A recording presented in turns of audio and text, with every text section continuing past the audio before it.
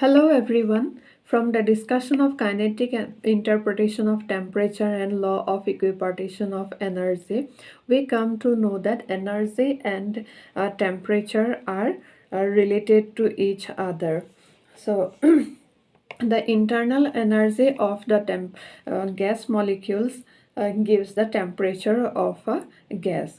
Both are interrelated by a constant called Boltzmann constant. So, the amount of heat required to raise the temperature of 1 gram of substance by 1 degree Celsius is called the specific heat capacity of a gas. So, it is an intrinsic property of a substance, that is, the specific heat capacity depends upon the nature of bonding and the structure of molecules or molecular structure. It is measured in joules per kg per degree Celsius. We can measure a specific heat capacity in two different dimensions, such as a specific heat capacity at constant pressure and a specific heat capacity at constant volume. What does it mean? When we apply amount of heat energy at constant pressure, the amount of heat required to raise the temperature of 1 gram of a substance by 1 degree Celsius is called a specific heat capacity at constant pressure. Similarly, if we are trying to keep volume constant, then the amount of heat required to raise the temperature of a substance by 1 gram of substance by 1 degree Celsius is called the specific heat capacity of a substance at constant volume. So these are the two specific heat capacities we can measure by experiment. So now we have two different specific heats. So which one is greater, or both are equal, or which one is less? So we will discuss it broadly. So specific heat at constant pressure is greater than the specific heat at constant volume. They are denoted by Cp and Cv. When pressure is constant, specific heat is denoted by Cp, and at constant volume, specific heat is denoted by Cv. So why Cp is greater than Cv?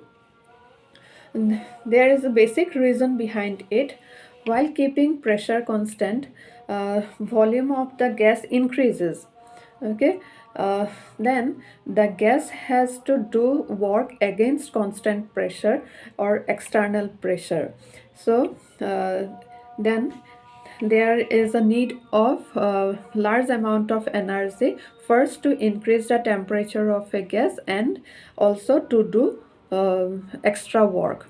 But when we kept volume constant, then there is no work done to expand the gas, only temperature of the gas increases. So the amount of heat required to raise the temperature of gas at constant volume is low or less. Therefore, a specific heat capacity at constant pressure is greater than the specific heat capacity at constant volume.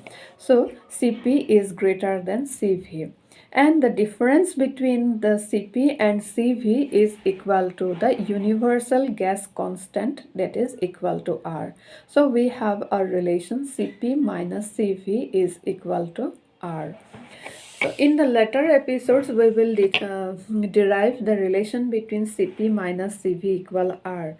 But using law of equipartition of energy, we can derive the expressions for Cp and Cv for different types of gas molecules. First of all, we will find out the specific heat capacity for a monoatomic gas. So what are monoatomic gas? The gases which have single atom are called monoatomic gas. Example of monoatomic gas. Can you guess one example of monoatomic gas? Yes, that is helium, okay, argon. These are monoatomic gas, that is which have a single molecules.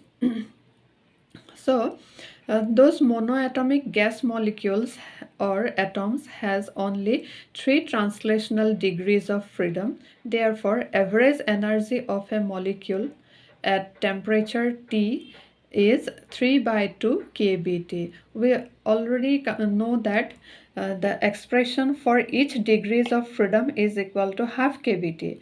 Now this monoatomic gas molecule has 3 degrees of freedom, so 3 times half kBT, it is 3 by 2 Boltzmann constant multiplied by average absolute temperature.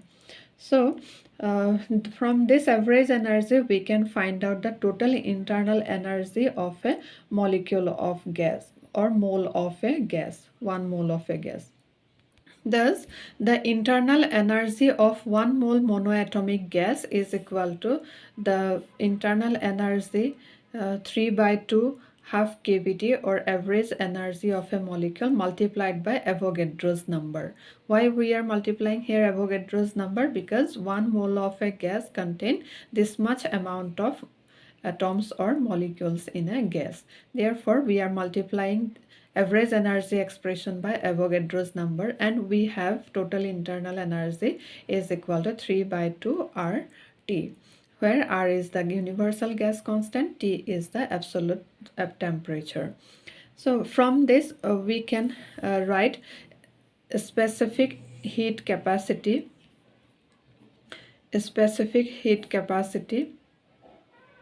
at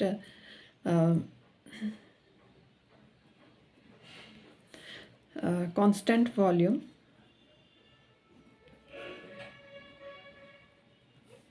CV is equal to change in internal energy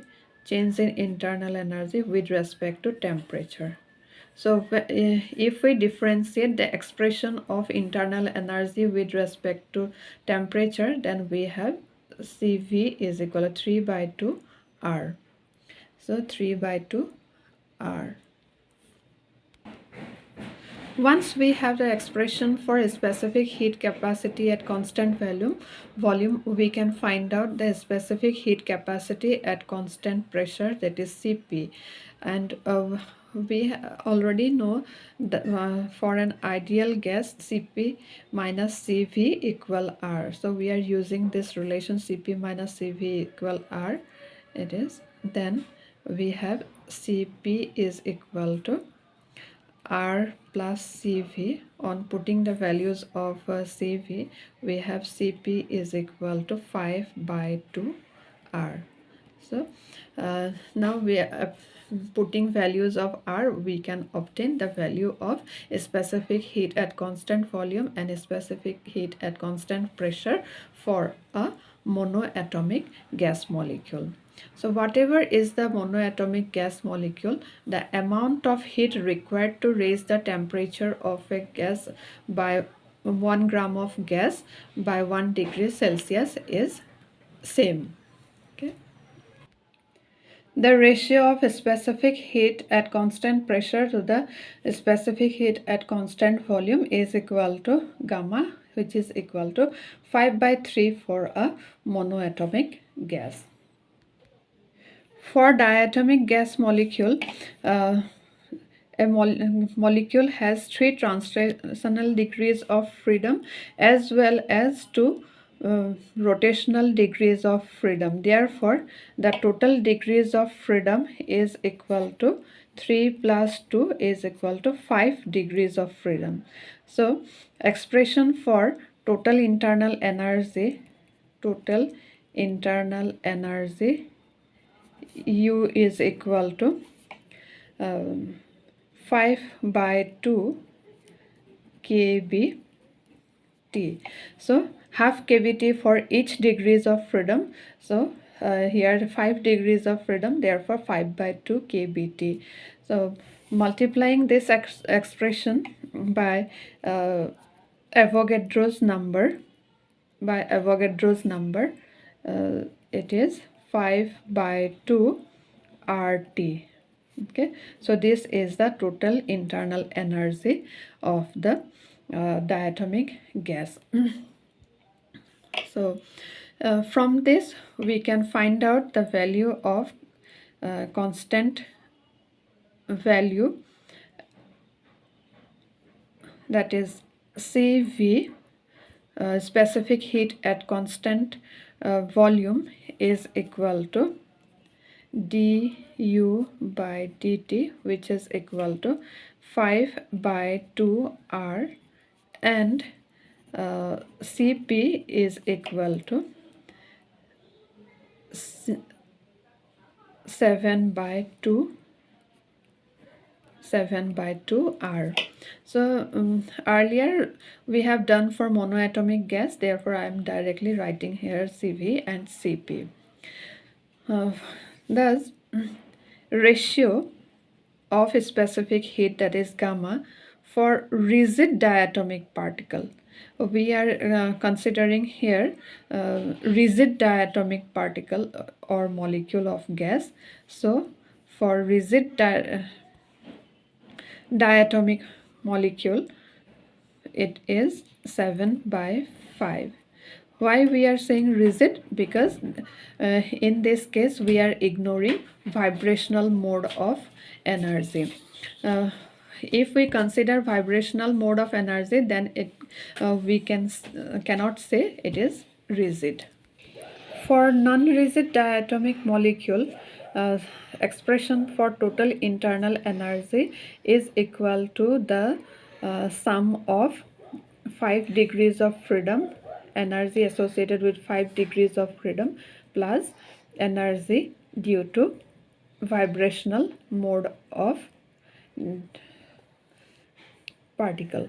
So for vibrational mode, it is the energy is equal to kBT, half kBT due to kinetic energy and half kBT due to potential energy. Therefore expression for total internal energy is equal to 7 by 2 RT.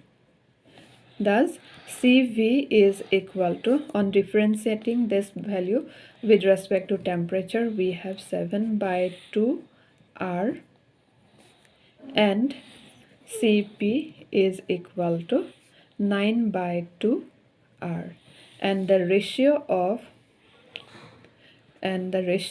both the specific heats for non-rigid molecule is equal to 9 by 7.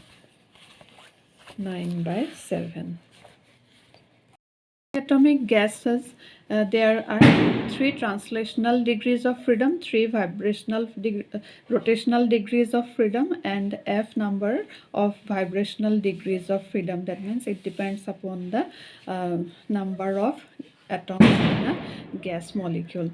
So their total internal energy is equal to 3 by 2 kBT. That means for translational degrees of freedom, again 3 by 2 kBT for rotational degrees of freedom, and F kBT for vibrational degrees of freedom.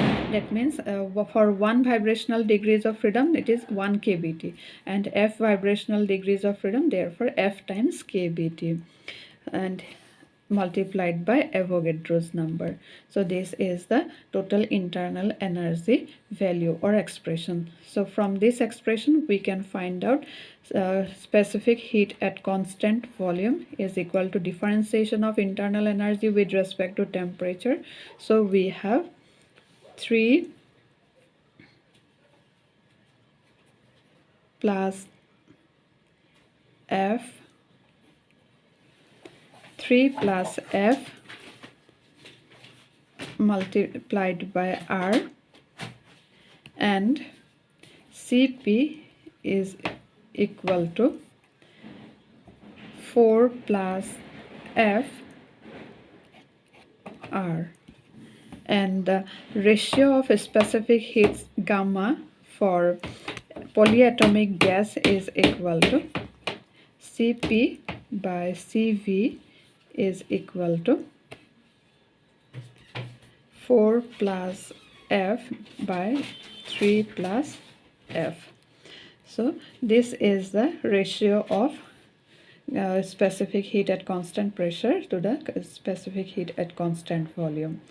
So now we have all the conditions of gas at molecules, that is for monoatomic gas, diatomic gas and polyatomic gases. So an internal energy for each type of gases depends upon the degrees of freedom.